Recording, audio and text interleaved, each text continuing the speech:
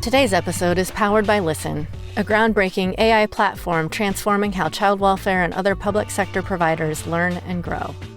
Imagine being able to roll out comprehensive, secure training and quality monitoring across your entire organization instantly. That's exactly what Listen delivers to over 70 public and private sector clients. Developed by PhD academic psychologists, Listen helps health and human services agencies master motivational interviewing and other evidence-based practices. And this isn't just another training tool. It's backed by 16 years of rigorous research and peer-reviewed studies. To learn more, visit listen.io. That's lyssn.io. lyssn.io. Or follow the link in the show notes.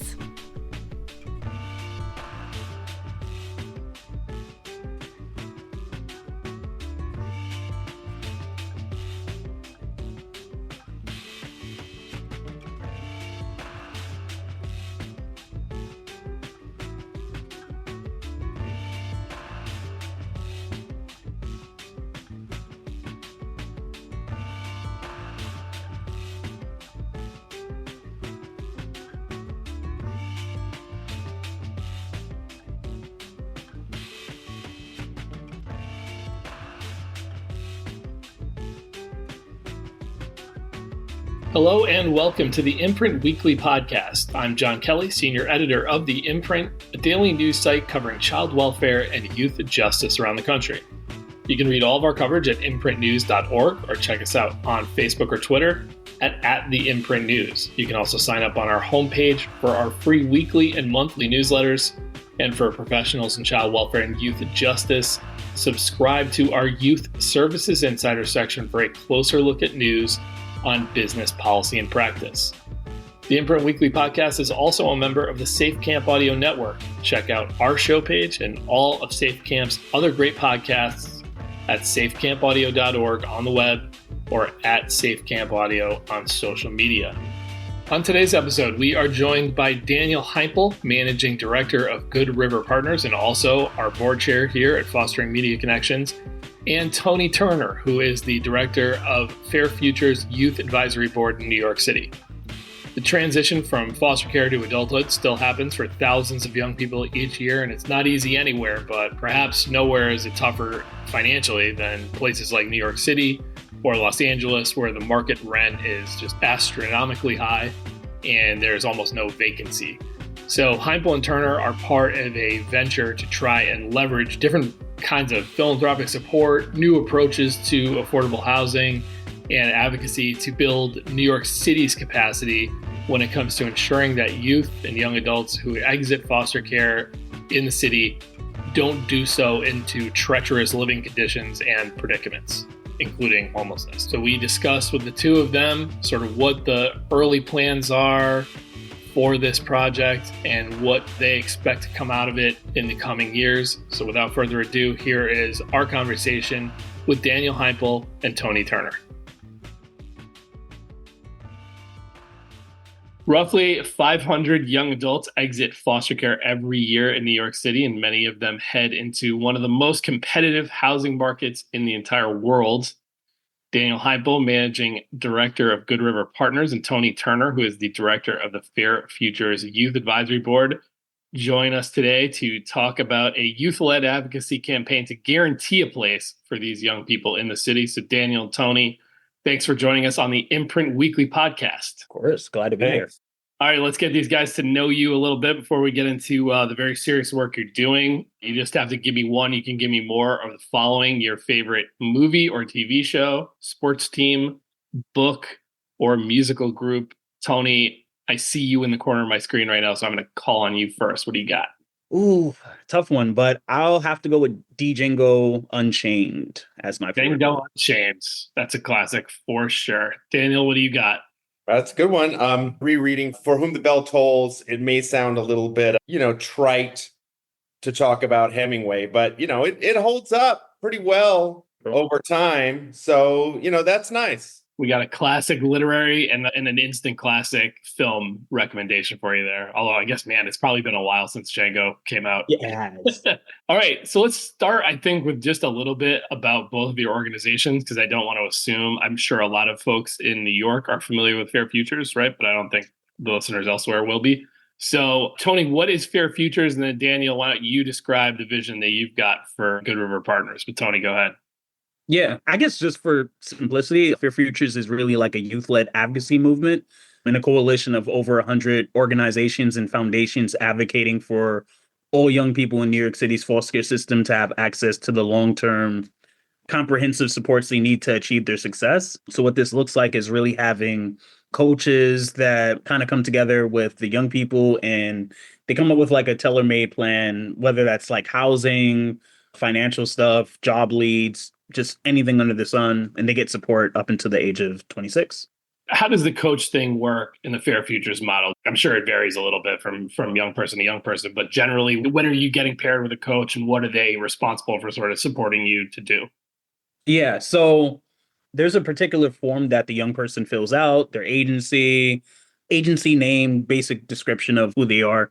The coach will get back to them within about a week or two, I would say, on average.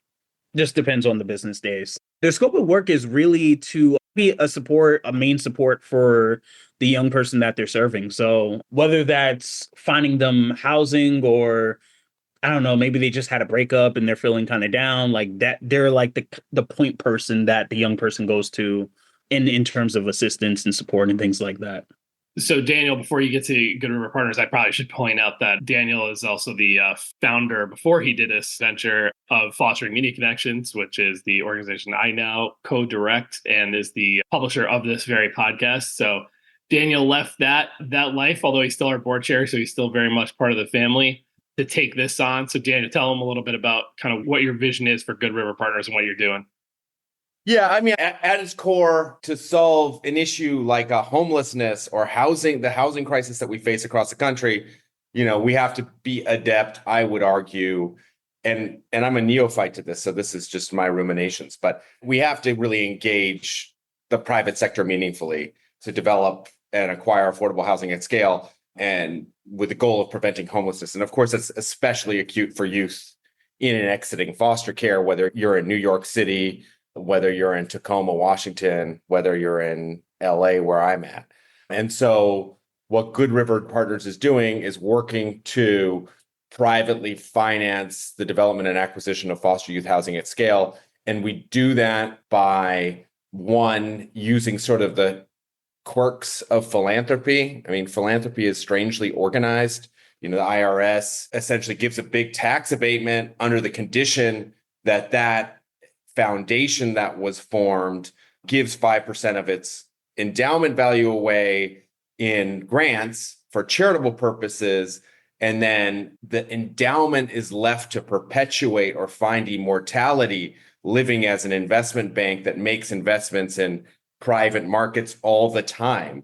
And so what we're working to do is blend sort of the charitable to get to a place where we can draw in that more private investment towards housing of foster youth. And then on the back end, obviously, taking a look at the now decades of support that have come from the federal, local, and state government saying, hey, we owe young people like Tony and all the folks on the YAB a shot at success, and we're not doing a very good job of it. So we keep on trying to make investments in rental subsidies and service dollars, and we've never really thought about an organized way to provide housing for these young people. So, matching blended private capital with the government-backed security of the subsidies that you receive to provide them quality housing that gives them a platform to succeed. And, in New York, we'll get into, but with Tony and the YAB and the Youth Fellows, I think sort of taking that concept of quality and what young people really need to the next level. The question is can we find a way to finance that? Right. So if I heard that right, because I mean, obviously anything you do in the world of finance is complicated, but on a basic level, what you said about philanthropy, a lot of us think of philanthropic investment in things as by way of grants. and you're kind of crafting a strategy around, appealing to them that like in a situation like with housing stock, where there is actually potentially financial upside, you don't have to only give grants, you can invest in it as part of like the rest of what your foundation does with that 95% that's not typically going out the door in grants. Is that about right? Yeah, I mean, there's far north of $1 trillion in charitable foundation endowment assets in the United States of America. Those dollars were incorporated for the public good. What we're saying is that you can use a mix of grants, what they call program-related investments, which are an IRS distinction, which allows a foundation to make an interest-bearing investment as long as a charitable purpose and count towards their charitable payout, as long as the charitable purpose is in excess of the return profile. They have loan guarantees, which they can do as well. And then they have their endowments themselves. So what I'm saying is by synchronizing and blending the strange financial instruments that philanthropy has, you can get to a place where you reach a risk return profile. So, if I'm running an endowment, I'm thinking I need at least 8% to pay staff, pay out my 5%, and catch up with inflation. It's probably a little higher given where inflation's at. So I need 10% overall on the portfolio. So does this, and I need to mitigate risk throughout my portfolio. And so how does an investment fit into this question of perpetuity so I can continue to do the grant making? And so by using those instruments, you can kind of achieve that in a place where it may be harder to otherwise. Got it. So this venture that we're talking about today, as I see it, is kind of twofold. This venture is to kind of ensure that homelessness is not on the table for youth who are aging out of foster care, but then also to ensure that what is available instead of homelessness is actually quality housing stock. And I want to start with the first part of that. Tony, you of course had your own experience in foster care, but you're in the lives of so many other young people who have experienced aging out, in your position there. Take listeners through sort of the experience of a foster youth in New York City who's contemplating that day after foster care. When does that process start? Like at what age, and who's supposed to be involved along the way? How do you think such a high rate of youth end up homeless in a fairly brisk timeline? Yeah, good question. So, I mean, typically the age frame is 18 is when you're eligible for housing. But when people get housing has such a huge fluctuation rate, I can't really pinpoint an exact time frame for that. I feel like it's almost a meme at this point, but it's kind of like, the 18-year fright fest where you're applying for housing, but you're not sure when exactly you're going to get the housing, right? So if you're a 17-year-old or 17 and a half and you're working with your case manager and this housing specialist in your agency, and that's if you're active with your agency. If not, probably not. And the choices really aren't there. But in this case, if you are working with your case manager and housing specialist, as soon as you turn 18, they would put you on like NYCHA, which stands for New York City Housing Authority, and then also New York 3 or supportive housing. So that's kind of like scattered site housing within different boroughs. And they also have more built-in support like case managers and a social worker and stuff like that. And they only charge you about a third of your gross income. So those are essentially the two options that are mostly chosen for people. You are given a priority code, which is 0.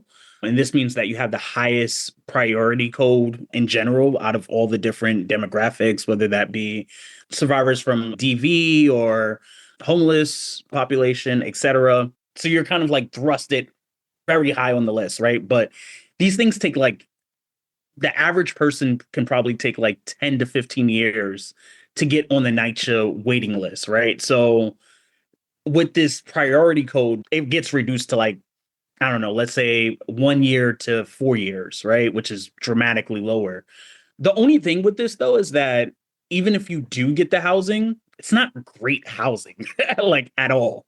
In fact, in one of my pieces, I kind of detailed that it felt more like a war zone where it was just like lots of sex workers late at night and people stealing packages and just didn't feel safe overall. I wanted to add, I was going to just read in kind of something that one of your colleagues on the Youth Advisory Board, Cheyenne, wrote for us, sort of exactly kind of echoing that. And I'll just read a real quick part of this, but I'll link for people in the show notes who want to read her entire piece, which is really powerful. For those that are connected to housing like me, the limited options available take the situation from bad to worse. For me, supportive housing meant an apartment that I shared with another young woman in foster care. Was in Crown Heights, far away from where I grew up in Queens. As I approached the new apartment building that would be my home, my heart sank. Trash littered the area. It was a complete mess. It looked like a place everyone else had just given up on, yet I was expected to feel lucky to have had it instead of facing homelessness. That really tracks kind of with what you were just describing about what sounds like might have been your experience with NYCHA as well. Yeah, that was a really strong piece right there. I noticed that when you were describing all this, mentioned the age of 18. Why I bring that up, the imprint, we cover a lot of child welfare policy around the country. One of the sort of pieces of legislation we're frankly kind of named after Fostering Immediate Connections is the Fostering Connections Act, which allowed everywhere in this country, including New York City, to extend foster care until the age of 21. Are you saying that a lot of people are still kind of moving towards the exit earlier than that, and that people aren't opting in to stay through 21 for whatever reason? Yeah, I mean, there is a surprising amount that do stick around. And to be fair, like, you can opt into staying in foster care up until the age of 21 here in New York City. However, I think there's a lot of people that are just simply burnt out and they just want nothing to do with the system. And I also think that there's times where there's people who don't emphasize the benefits that come with being in the foster care system a little bit later to kind of get yourself situated. I know for me, even when I got my own place at 22, I still felt really ill prepared and ill equipped to live by myself. I didn't even know how to pay rent in my first month or so. And I was considered one of the more well-rounded individuals. But even despite having housing workshops and just independent living workshops to kind of prepare me for eventually living on my own, but I just think life is just its own lesson, in my opinion. Daniel, what do you think are the sort of economic factors and realities of post-foster care housing and how it traditionally works that lead us to that situation where the housing that is available is so substandard in the eyes of so many young people who experience it? Well, I think New York is special for a lot of reasons. I mean, 50% of the population of New York, renting population of New York, which is basically everyone, is paying more than 30% of their monthly salary in rent. So everybody's housing insecure. It is a beast in terms of housing. I mean, it's 2% vacancy rate across the city. I mean, go to Oakland, it's 8, San Francisco, it's 4. Those pressures are really deep. I think the affordable housing landscape, and, our Jeremy Coambon, who's been at the Children's Village, who's been really a big part of this, will point it out. I mean, you look at where affordable housing is developed or occurs naturally. It kind of comes from a legacy of redlining already in New York. So you have a high concentration of sort of substandard housing in certain areas. So the issue is that in a place like New York, where the housing that a provider doing supportive services can afford is in a part of town that has been, laden with successive waves of affordable housing for many, many years and has been redlined historically. So that's the issue. I mean, and in New York, it's not the same as other places.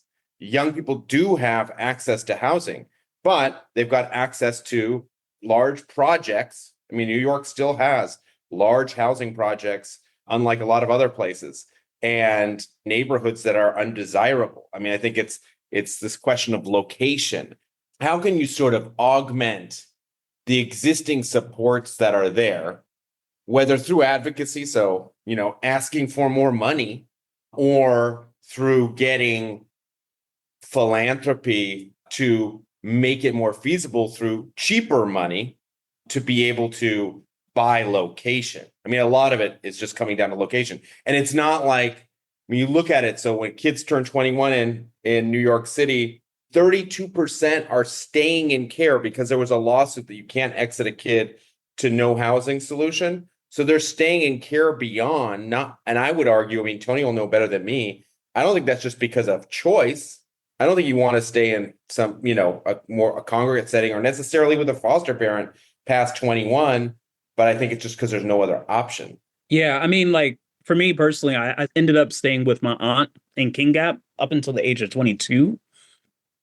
And that was kind of it, right? I was just kind of like waiting for my housing to come. But in my case, if I wasn't still living with my aunt, I probably would have just been homeless because there was really nowhere else to go. So, yeah, I think a lot of times a young person will just stick around with their foster parent, or they'll probably couch surf or go somewhere else temporarily until they're able to secure housing. I think some of these issues are common across the country, especially in like major urban areas, but New York is its own beast for sure, where you've got a lot of young people looking at the possibility of 3 more years in foster care and saying, forget it, I'm out of here at 18. And they get ushered into immediately prioritized housing that is as frequently as we're talking about it here. And then the folks who opt in to stay until 21 end up staying even longer, probably in a place they don't want to be as well, because there's just such a scarcity of options.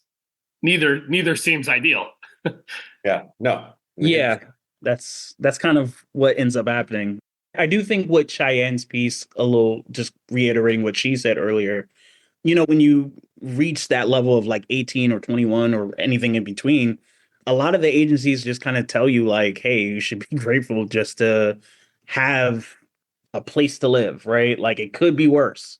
And I think it's terrible for 2 reasons. One is that it gives false hope and it sets young people up for failure and feeling like they have to settle for less. But then also once you stay there, you kind of feel like, oh, well, I know I don't want to speak for everyone else, but I know for me, living in NYCHA for 6 years or 5 or 6 years, I kind of just stuck around because the rent was cheap. I was paying like $400. I was living in a rundown studio apartment, but after the age of 25, 26, you start realizing like, do I really want to stay here? Is this like all that my life is? So I think eventually you do want to move on to much better options for sure.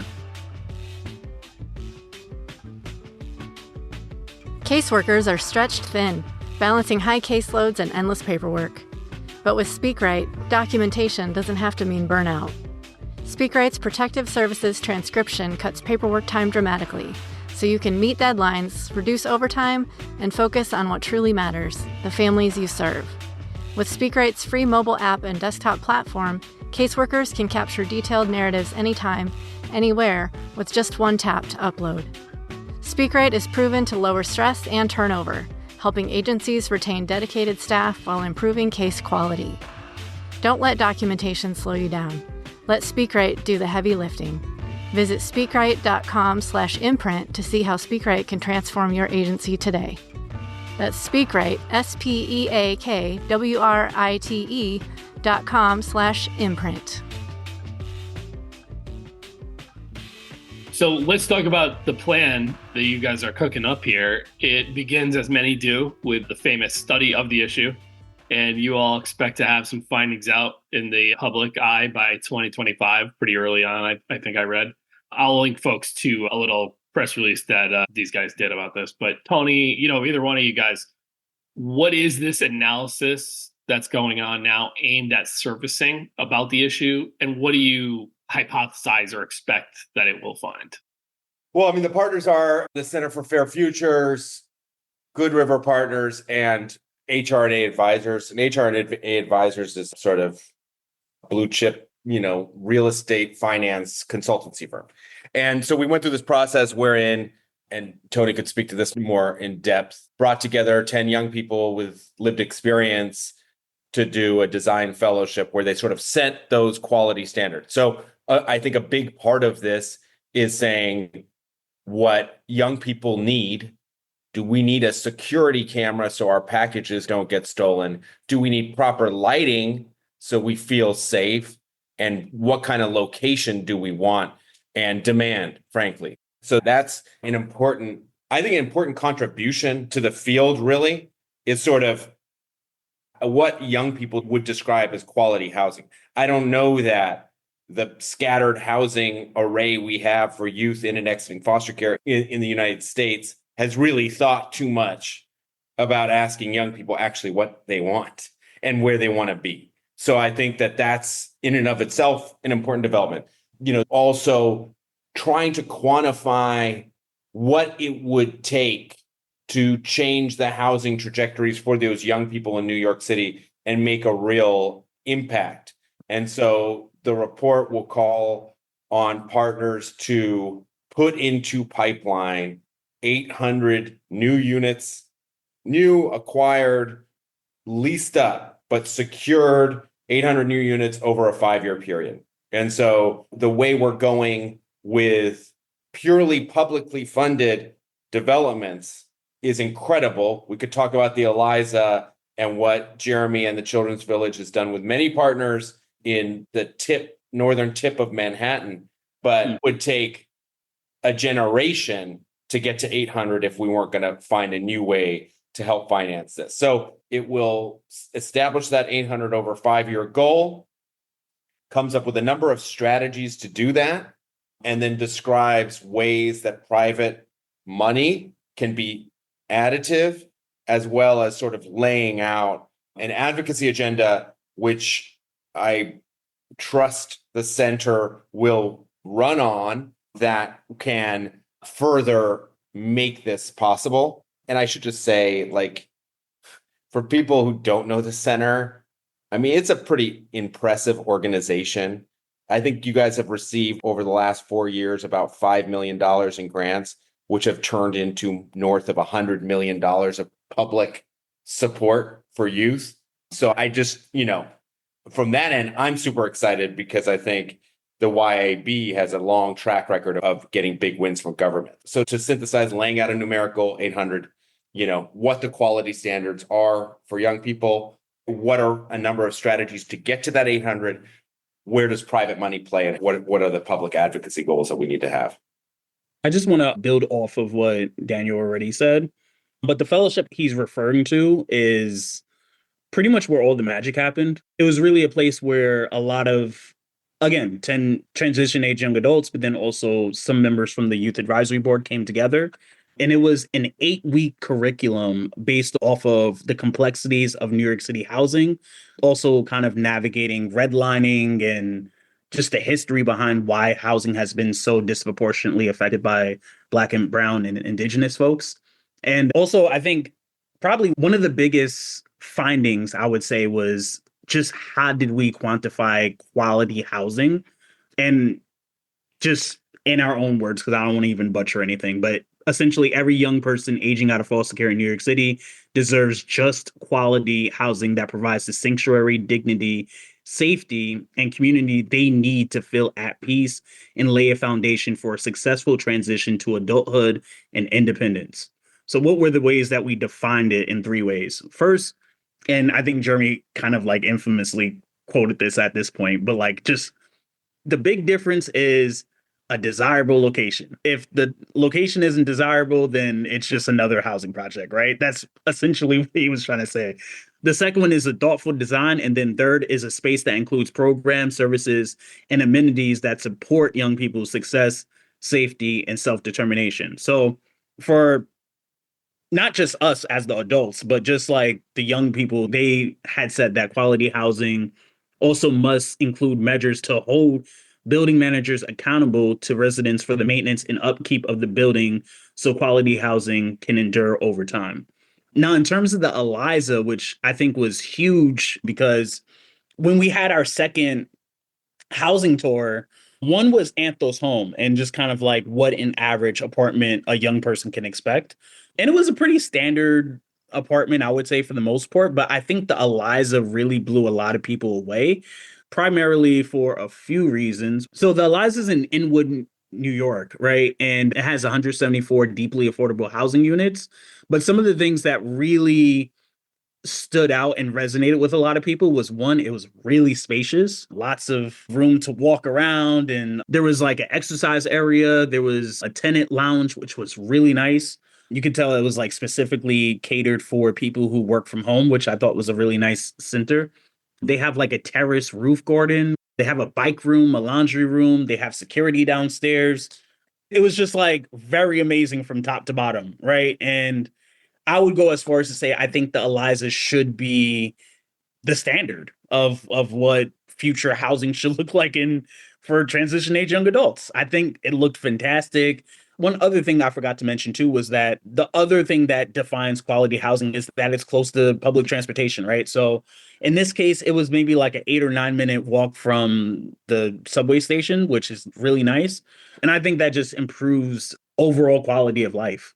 So yeah, I think those were like some of the findings and recommendations. And I could also share the documents as well.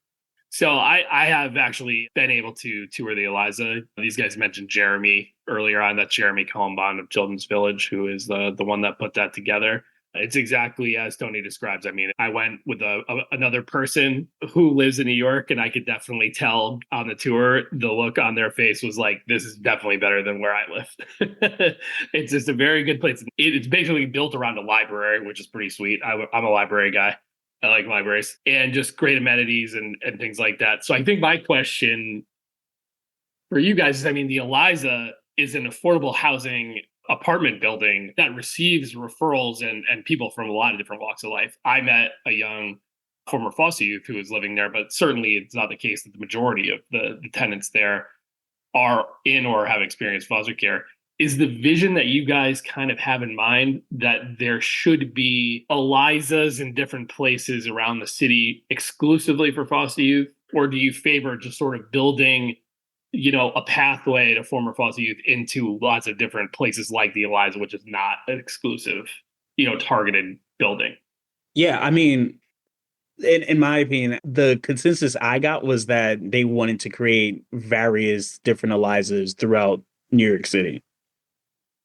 I mean, if we can create Eliza replications, that's the goal. To do it on the timeline of typical affordable housing capital in solely will take a long time. To your question about like sole foster youth buildings, I think the Eliza is 172 units or something in that ballpark. We would clear set-asides for foster youth. Again, you get dilution, so that speaks to how long it will take. So that's why you need other strategies. But I mean, you said your friend was like, wow, this is a good place to live. They had those whatever 100 and some units. When they went to lease up, they had 82,000 applications. And I think it just speaks to if you're not super wealthy in New York City and you just need affordable housing, getting access is very, very difficult as it is. So just want to point that out. So I guess that's where I'm coming in from the cold. You guys are going to have a good answer for this because you're so familiar with it. But if there's 174, give or take, apartments available in a place like that, and let's say 10% are allocated to former foster youth. I know that's kind of simplistic, but if the expected need is 800 new housing units of that quality for former foster youth in New York City, that's a lot of Elizas before you get to all 10% adding up to like 800 available for them. Basically, there's sort of three strategies to pursue. One, and Tony mentioned Anthos. So Anthos is basically going out, holding apartments in a partnership with ACS, Administration for Children's Services in New York City, holding apartments for transition age youth that the youth can come in, enter the lease on, and they have both optionality and set-aside units. So that's working with existing private landlords. So a good portion of that is expanding that Anthos set-aside model in a way that can provide more housing. So it's about being opportunistic and finding the existing Eliza or the Eliza adjacent type building to get to that numerical. The second and most small, as I said, it would take a generation to get to 800 if we were doing Elizas through the current model, is doing Elizas. But, that doesn't account for, I mean, I can't, the number is small in terms of what that accounts for overall over this period. I mean, 100 of the 800 beds. And then the last one, and the biggest area, is how do we jump into either existing kind of partially put together deals with some kind of concessionary dollars. So some like lower return loan fund or equity that would allow those deals to happen with these clear set asides for youth. So, I think the ELIZA is the North Star, but unless we have different ways to get to the ELIZA than the current public source exclusivity, then we're not going to get there very fast. So that's what we're working on now, is determining what are the best inputs to make it happen. Yeah. And in addition to that, I also think just large buildings like the ELIZA often need government approval to be built. And if I'm not mistaken, the ELIZA took like 7 years total, which is a very long time. And in addition, I think also we're kind of looking at just buildings outside of New York City, which is already extremely pricey. So we're kind of thinking of like possibly New Jersey or Tarrytown or Poughkeepsie, like small New York towns that would offer more space. And we're kind of hoping that as those kind of get built up, transition age young people would kind of appreciate, hey, maybe it's nice to kind of get outside the city and just. I'm glad you said that, because that was sort of going to be my last question. I talked to a former foster youth in Los Angeles about this once, and we had a spirited discussion. I really appreciate her thoughts on this, but I was curious from your perspective, having been in the position of transitioning out of foster care, did anybody that was involved in helping you plan for that ever discuss the potential to simply not be living where you were in New York City? It kind of occurs to me that there's obviously a lot of young people, even if they were in foster care, their family is there and they're going to want to stay with family. And that's completely understandable. Yeah. Also, they have a right to stay there because they're of New York City. But I always wonder, like, are young people being informed by anybody that there's a world out there where you would definitely be able to save more money or pay less rent? And, the world has a lot more work from home jobs than it used to. You know what I'm saying? So totally. Do even know to think about that as they're thinking through their options? Yeah, I think that's one of those things that like is more of a passing thought rather than like you kind of think like, oh, like I could live outside of New York City, but you never really, I feel like those conversations never really take part. They just kind of like, it just becomes like a fading thought. And then you just like, oh, well, let me just stay in New York City.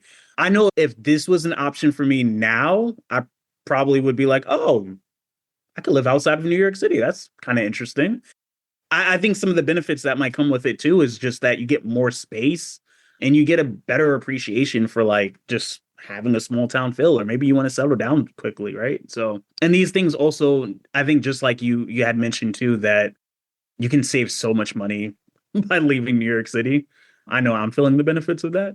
And yeah, I think we just need to think outside the box in order to scale much higher. One of the recommendations that will come out of this is having reciprocal agreements. This is so jargony, so technical. For reciprocal agreement with public housing authorities, otherwise known as PHAs, that would allow youth to port their FYI or other vouchers to other states. So, i.e., New Jersey, where Tony sits right now, or else, or other adjacent states. So, also thinking about what the policy triggers are to make that all better. And one other thing on that is, advocating to ensure that youth are prioritized into a permanent HCV at the time that their FYI expires, which, seems obvious, but it's technical again. Anyway. Indeed. All sorts of acronyms in the housing world. Daniel went from child welfare to housing, although you're kind of in both. So now you're in like the two biggest alphabet soups, maybe in all of government. Oh, and then this nonsensical world of finance where they try to throw out terms just to make you sound like you're magical. Sure. And it's just very simple at the end of the day, too. I know. Anytime one of my friends says basis points, I just like lower my head in shame because like I never can really remember what exactly that means. It's just a 1/10 of a percentage. No, dork. Why just say that? A 0.1 or a 0.01. Oh man. All right. Well, you guys, thank you for coming on and kind of preloading our listeners with what's coming next in the youth-led campaign for better housing in New York City. We'll, at the Imprint, of course, continue to stay on top of that. So Tony Turner and Daniel Heimpel, thanks for joining us on the Imprint Weekly Podcast. Thank you. Thanks to Fair Future's Youth Advisory Board Director Tony Turner and Good River Managing Director Daniel Heimpel for joining us today. And thank you to Listen for sponsoring this episode of the Imprint Weekly Podcast. The Imprint Weekly Podcast is a production of the Safe Camp Audio Network, which is a division of Fostering Media Connections. Please visit safecampaudio.org on the web or at safecampaudio on all major social media. This podcast is produced and mixed by Christine Onjoko, with music by Luke Giroux and Cyrus Elia. If you enjoyed this episode, we would love it if you'd consider subscribing or giving us a 5-star rating on Apple, Spotify, or wherever you download your podcasts. And we would greatly appreciate if you'd consider supporting our work here on the podcast and in print. Small donations from our listeners and readers go a long way towards helping us grow and cover more great stories in child welfare and youth justice. To support us, it is very easy. Just visit imprintnews.org/donate. You can follow The Imprint on Twitter and Facebook by searching the handle @TheImprintNews and visit us on the web at imprintnews.org. You can get us over email at tips@imprintnews.org. I'm John Kelly, and we'll see you next week.